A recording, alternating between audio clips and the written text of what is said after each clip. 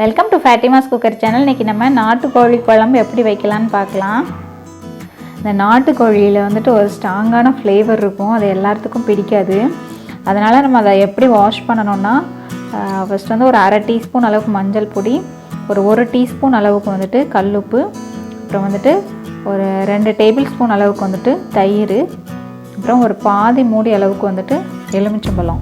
இதை வந்துட்டு நல்லா பிழிஞ்சு விட்டுட்டு நல்லா மிக்ஸ் பண்ணி வச்சுட்டு ஒரு 10 நிமிஷம் வந்துட்டு நம்ம ஊற வச்சுட்டு அதுக்கப்புறம் நம்ம வாஷ் பண்ணி எடுத்தோன்னா இந்த சிக்கனில் உள்ள வாசனை வந்துட்டு அந்த ஒரு மாதிரி ஸ்ட்ராங்கான ஃப்ளேவர் இருக்கும். அது வந்துட்டு இல்லாமல் நல்லா சிக்கன் வந்துட்டு நல்லாயிருக்கும்.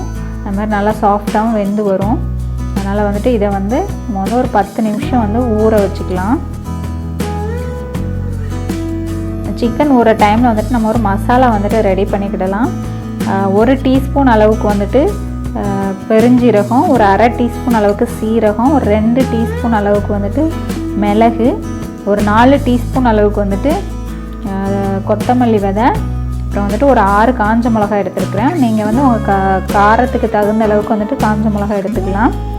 இதை வந்துட்டு நல்லா ரோஸ்ட் பண்ணி எடுத்துக்கலாம் ஸ்லோ ஃப்ளேமில் வச்சு. இப்போ வந்து கொத்தமல்லி எல்லாமே ஓரளவுக்கு நல்லா வறுபட்டுருச்சு. இந்த டைமில் வந்து ஒரு 1/4 டீஸ்பூன் அளவுக்கு வந்துட்டு கசகசா சேர்த்துக்கலாம். இதை வந்து ஃபஸ்ட்டே சேர்த்தோன்னா அது கருகி போயிடும். இப்போ சேர்த்து நம்ம வந்து அடுப்பை ஆஃப் பண்ணிக்கலாம். இப்போ வந்து சிக்கன் ஊற வச்சு 10 நிமிஷம் ஆகுது. இது நல்லா வாஷ் பண்ணி எடுத்துக்கிடலாம்.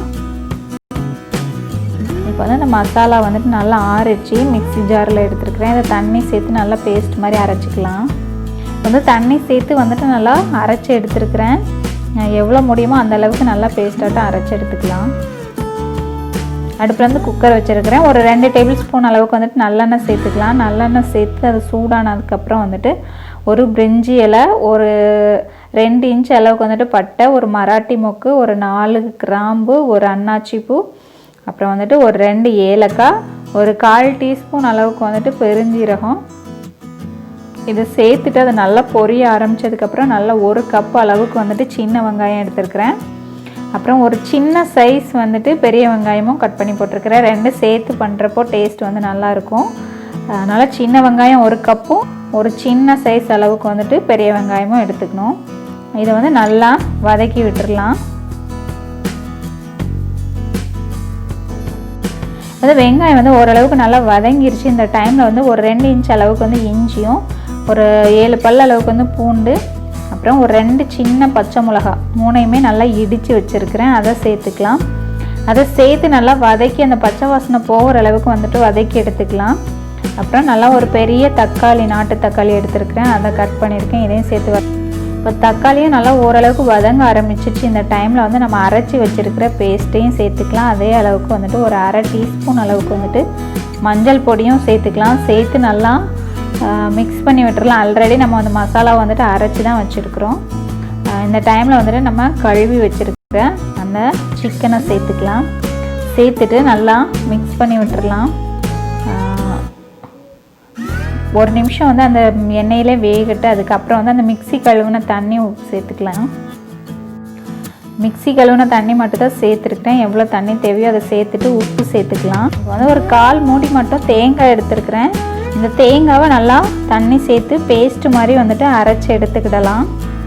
இப்போ வந்து குழம்பு வந்து நல்லா கொதிச்சிட்ருக்கு. இந்த டைமில் வந்து நம்ம அரைச்சி வச்சுருக்கிற தேங்காய் பேஸ்ட்டை வந்து சேர்த்துட்டு எந்த அளவுக்கு நமக்கு தண்ணி தேவையோ அதையும் சேர்த்து நல்லா மிக்ஸ் பண்ணி விட்டுட்டு நல்லா ஒரு நிமிஷம் மட்டும் நல்லா கொதிக்க விட்டு நம்ம மூடி போட்டுக்கலாம். இப்போ வந்து குக்கரில் வெயிட் போட்டிருக்கிறேன். ஒரு 4 விசில் விட்டு எடுத்துக்கிடலாம். 4 விசில் வந்துடுச்சு. இப்போ வந்து குக்கர் ஓப்பன் பண்ணி பார்க்கலாம். நல்லா வெந்துடுச்சு. சிக்கன்லலாம் வெந்துடுச்சு. இது வந்து ஒவ்வொரு குக்கரை பொறுத்தது. இப்போ வந்து கொஞ்சம் கருவேப்பிலை சேர்த்துக்கலாம். இந்த குழம்பு வந்து நல்லா ஆறுறப்போ இன்னும் நல்லா திக்காகும். இது வந்து இட்லி, தோசை, சப்பாத்தி, ரைஸ் இந்த மாதிரி எல்லாத்துக்கூடையுமே நல்லாயிருக்கும். இது எல்லாருமே செஞ்சு பாருங்கள். உங்கள் கமெண்ட்ஸை ஷேர் பண்ணுங்கள், லைக் பண்ணுங்கள், சப்ஸ்கிரைப் பண்ணுங்கள். தேங்க்யூ.